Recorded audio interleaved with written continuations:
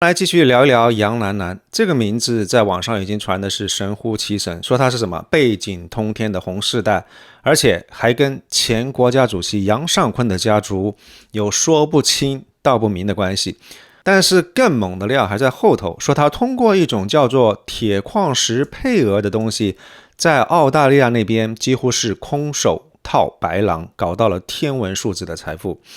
所以你听一下这几个关键词：顶级的红色家族、神秘的巨额财富、跨国买卖的类目，还有国有资产流失的嫌疑，这每一个都能够把所有人的好奇心给点燃了，对不对？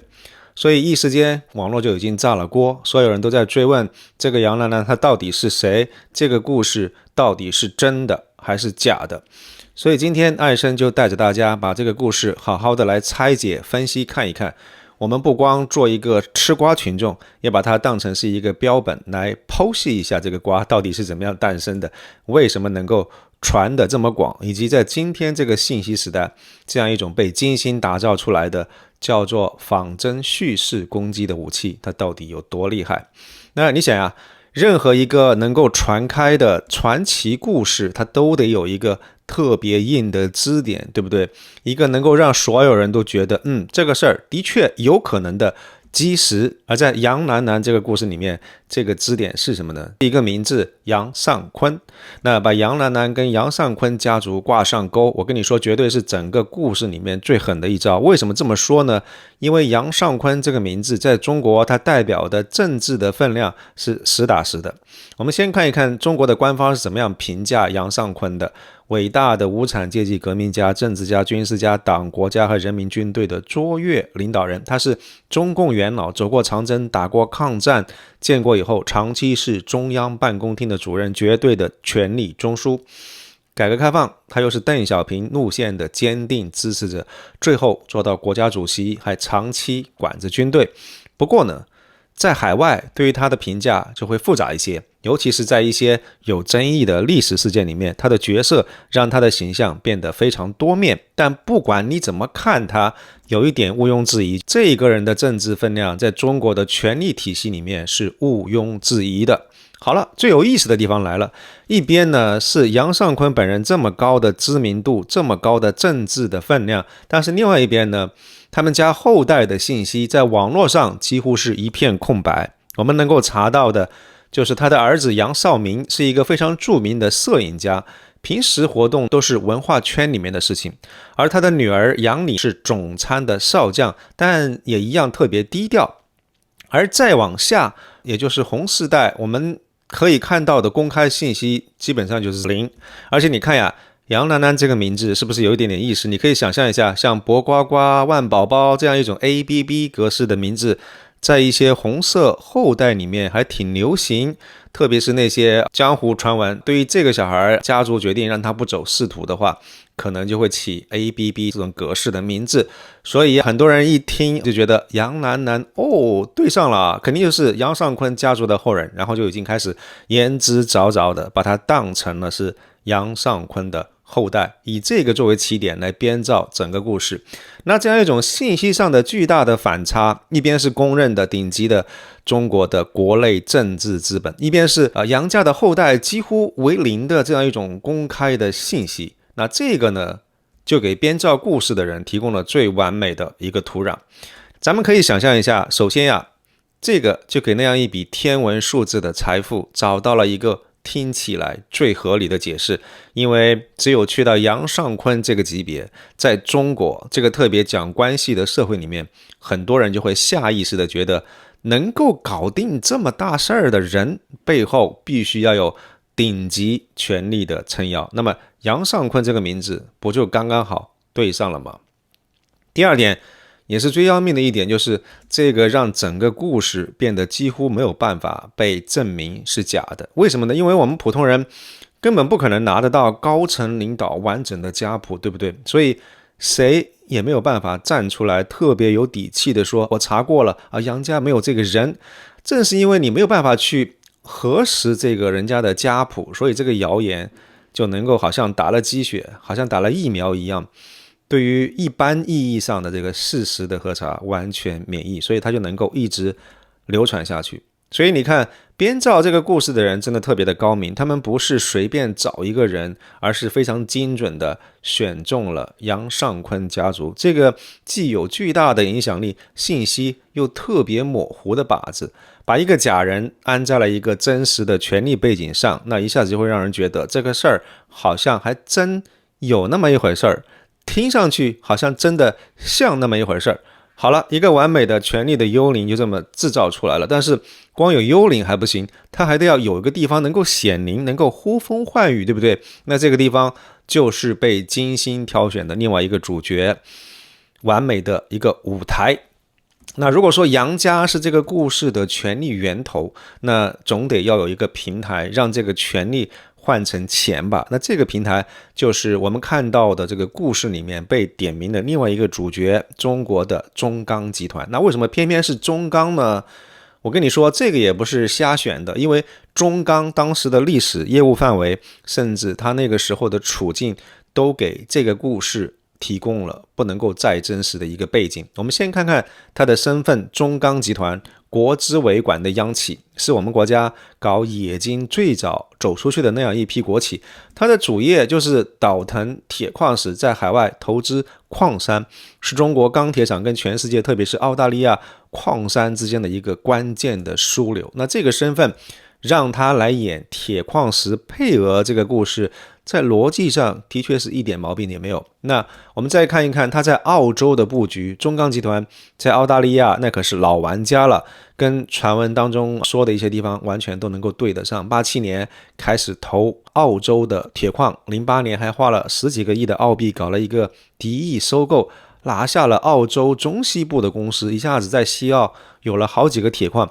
当时这个事儿还非常的轰动，叫做中国首起成功的海外敌意收购案，而它的发货港口就在西澳大利亚的杰拉尔顿港。2010年，中钢自己的第一船铁矿石就是从那儿运回中国的。那所有这些是公开能够查到的事实，这个就似乎给网上关于杨楠楠的传闻提供了非常精准的坐标，让人感觉这个故事特别的真实。但是接下来这些点才是最关键的。那为什么中钢会成为一个完美的受害者呢？因为那个时候它很脆弱，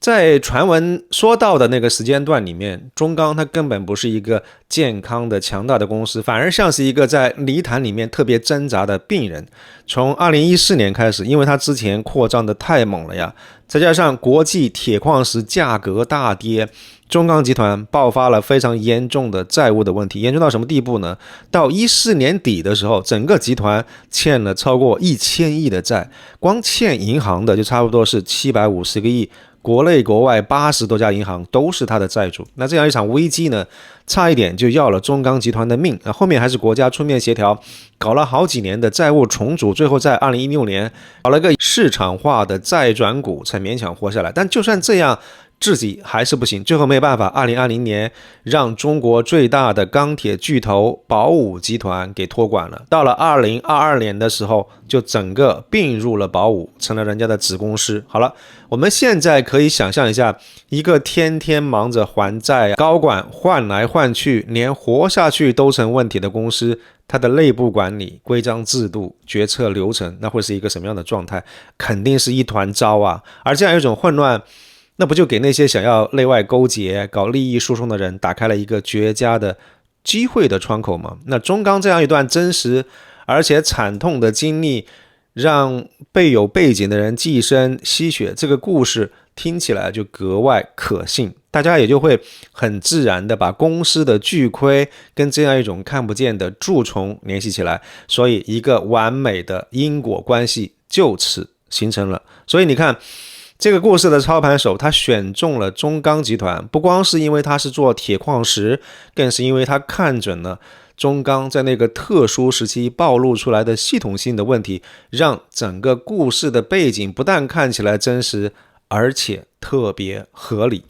好了，我们有了权力，有了舞台，那我们现在也要拆解一下这个故事里面最核心的那个骗局，就所谓的铁矿石配额的交易。这个到底是一个什么样的玩法，在现实生活当中真的能够实现吗？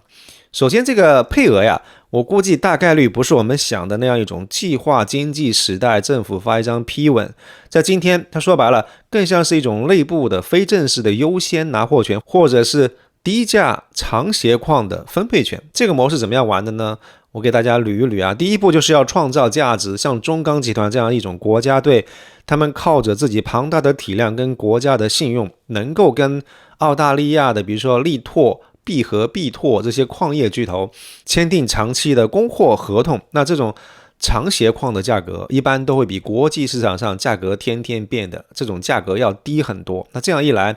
一个巨大的利润空间就天然存在。而第二步呢，就用权力来插手。最关键的问题就是这样一批便宜的稳赚不赔的矿石到底卖给谁呢？按理说中钢集团应该自己说了算，但是因为决策不透明嘛，那这个就给权力插手留下了巨大的想象的空间。那第三步是把权力变现，传闻当中像杨楠楠这样的人就可能利用他所谓的家族背景来影响中钢的决定，把这样一批低价矿石的优先购买权拿到自己手上。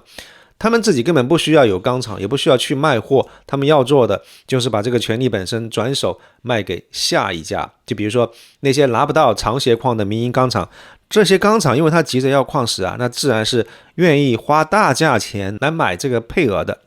第四步呢，就是隔绝风险。那这个模式最妙的地方就在于说，它一层一层的结构。那个所谓的杨氏家族，他根本不碰钱，他们施加影响力，让代理人杨楠楠拿到资源，杨楠楠再通过一层甚至好几层空壳的公司去交易，每一层都扒掉一点利润。那最后真正的商业行为就跟刚开始的权力的源头隔了好几道的防火墙，而这个就做到了权力悄悄变现跟风险的完美的隔离。听起来非常像是电影剧本，对不对？但是这个事儿并不玄乎，因为在中国过去几十年经济发展的过程当中，逻辑上差不多的剧本已经在很多的领域都上演过了。比如说稀土啊，有一段时间对稀土的出口国家是搞配额制的，本来是想保护国内的稀土资源，结果呢催生出来一个非常巨大的灰色的市场。好多的公司都发现自己辛辛苦苦做出口，还不如直接把配额的这个指标倒卖，然后来赚钱，那利润又高，风险又小。这个就跟铁矿石配额的逻辑是一模一样的。再比如说山西的煤老板在吕梁那个地方围绕着煤矿，商人花钱买权利，官员用权力来换取利益，他们形成了一个圈子。山西有好几个国有煤炭集团的一把手都因为腐败而倒了，最有名的是那个山西焦煤的原董事长白培忠，他家被抢劫，才揭开了国企煤老虎家里藏着多少钱的这个冰山一角。这不就给故事里面中钢高层跟权力代理人的合作提供了一个非常现实的引子吗？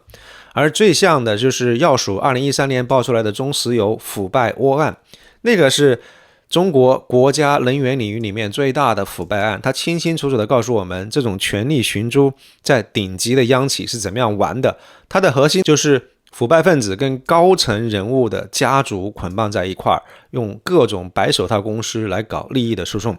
特别有意思的是，有一个中石油的案子里面出现了一个叫做周显明的政治骗子，这个人什么官都不是，就靠纯粹吹牛，说自己跟某某某领导关系多么好，居然就能够在中石油这个原董事长王怡宁这些高管中间真的是当起了掮客，给自己捞好处。而这个政治骗子的案子简直就是给杨楠楠这个角色提供了现实生活当中一个活生生的剧本。他告诉我们，一个看起来没有任何实权的人是完全有可能靠着他们营造出来的通天背景，在一个巨大的国企系统里面玩得风生水起，来撬动巨大的资源。所以当我们把这个铁矿石配额模式跟稀土啊、煤炭啊、石油啊这些领域的事儿来做一个对比的话，你就会发现给杨楠楠设计的这个故事的模板不仅逻辑上说得通，在现实里面更是有无数个真实的故事的翻版。我们说起来是要给杨楠楠的故事辟谣，结果反倒是越说越真了。这个我觉得才是这个故事当中最让人感到后脊发凉的地方。那聊到这个地方，一个非常关键的问题就来了，那这个细节那么丰富，逻辑这么严密，目标这么明确的故事到底是谁编的？他想干嘛呢？我们可以猜测一下，首先，第一个可能性就是有一些非常神通广大的网友，根据现有公开的信息，自己添油加醋，自己编造的。那第二种可能性就是内部人爆料，然后第三种可能性就是有组织的政治对手在背后搞精准的打击。我们一个一个来分析哈。第一个可能性，网友编故事，那这个可能性在故事传播的早期痕迹特别明显，因为它有一个非常明显的抄作业的这么一个状况。抄的是谁的作业呢？是一个叫做 Tiffany 李的案子。这个案子当时在全球华人圈里面特别火，为什么呢？它成功的打造了一个爆款的故事模板。这个模板有几个要素，主角是年轻漂亮有钱的华裔女性，场景是在西方发达国家，而冲突事件是犯了当地很严重的法，比如说 Tiffany 李她是谋杀了自己的前男友，而高潮是一个天文数字的保释金，主题就是引发大家所有人围观的，对于有钱人，尤其是那些非常富裕而且神秘的被传与中国的权贵资本有关的家庭背景，引发大家对所有这些问题的讨论。所以当杨楠楠这个事情一报道出来的时候，你看初始的要素是不是已经跟 Tiffany 李的这个模板非常像了？有年轻的华裔女性，有豪车，在悉尼、澳大利亚这样的发达国家，然后车祸，对不对？所以初始的模板这些类似的爆款元素已经非常像了。如果你是一个无良自媒体人，你只要流量的话，那你想要快速引爆这个话题，最快速的方法是什么？就是直接从 Tiffany 这个成功的故事模板里面把那个最刺激的元素天价保释金给搬过来，因为天价保释金会引导大家去把杨楠楠向着权贵资本这个方向去引导。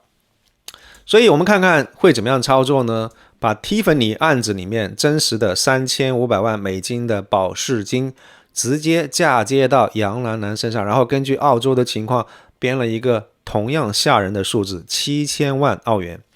但是我觉得这个模仿啊有一点拙劣，因为为了效果更夸张，他们还编了更离谱的，比如说法官一查账户，发现杨楠楠有2700亿澳元的存款，这个数字就已经完全脱离现实了，因为他的目的不是为了让你相信，而是为了冲击你的神经，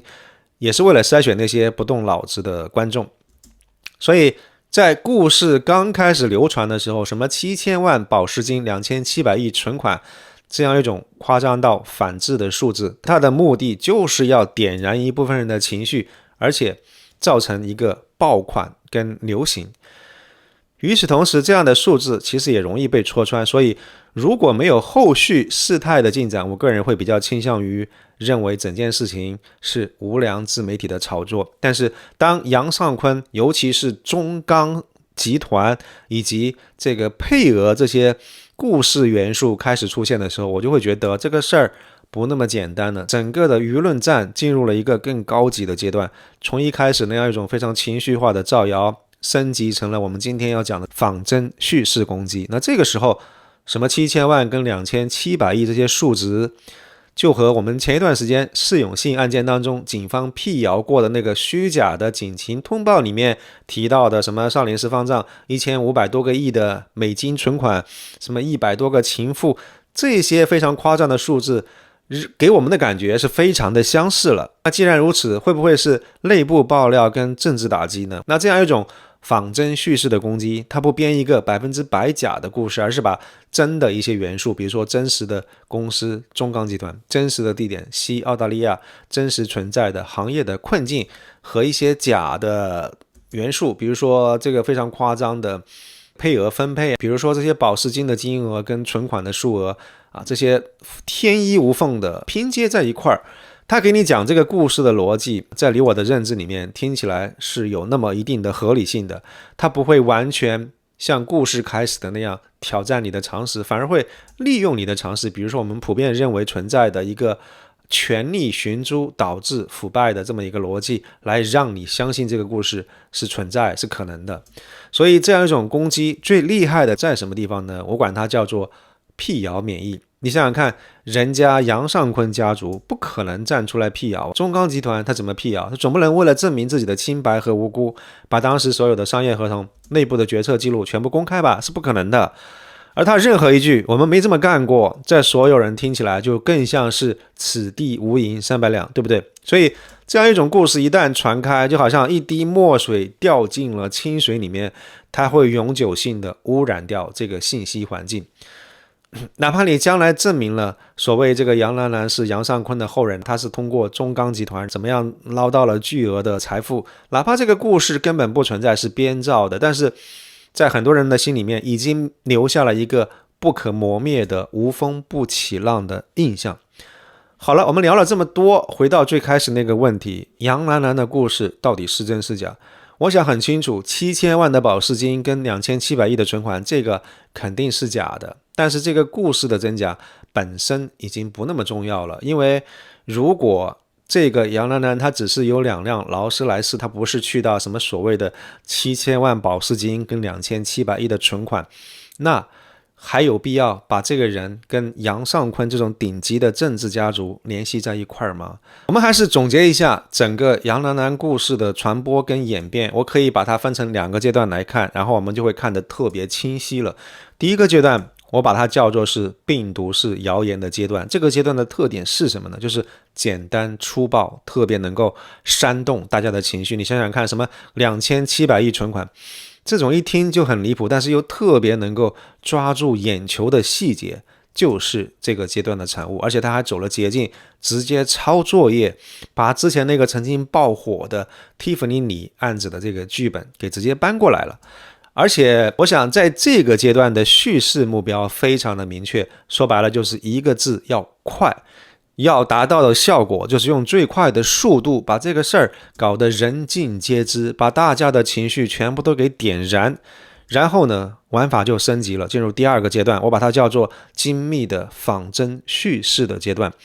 到了这个阶段，你就会发现那些最开始咋咋呼呼一戳就破的那些细节，比如说2700亿，比如说7000万，慢慢就会没有什么人提了。为什么？因为这个2700亿跟7000万这些非常夸张的细节，他们已经完成了吸引所有人眼球的历史任务，他们已经退出了历史的舞台。接下来故事的操盘手就开始干精装修的活，他们会把一些更靠谱的有一定事实依据的这些事情给移植进来，给植入进故事里面。比如说杨尚昆家族的后代一些真实的背景，比如说中钢集团当时真实陷入过的这个危机等等。那这么做的目标就不是为了图个热闹，而是要打造一个能够长期流传，让很多人信服，而且你还特别不好去辟谣的一个故事。所以我们看到这个套路的变化，其实在很多复杂的信息战里面都能够看得到，算是一个普遍规律了。他们往往都是先这样开场，用一个最吓人的最劲爆的料先来一个休克疗法，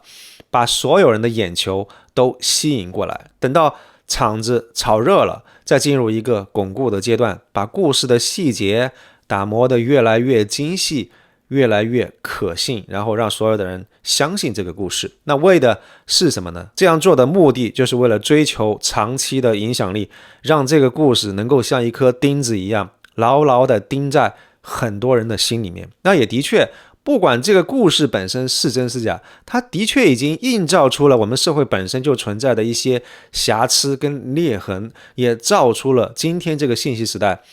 所谓的信息战，所谓的认知战，所谓的舆论战到底会是什么样子。它其实告诉我们，在今天这个世界，什么信任呀、透明度啊，这些东西早就不是什么可有可无的软实力，而是决定一个公司甚至影响一个国家形象的硬通货。所以当我们面对仿真叙事这样一种新式的认知作战的武器的时候，简单的否认、被动的防守其实已经远远不够了。唯一的出路是什么呢？就是主动的去拥抱透明，主动的去接受监管，主动的去建立我们自己的更真实的、更有力的正面的故事。因为在阳光之下，再精巧的谎言也终将无所遁形。好了，今天的故事呢就跟大家聊到这里，非常感谢各位的收看。如果对您有启发，请记得点赞分享，不要忘了订阅艾森的频道，并且打开小铃铛。祝你有心情愉悦的一天，我们下期节目再见，谢谢。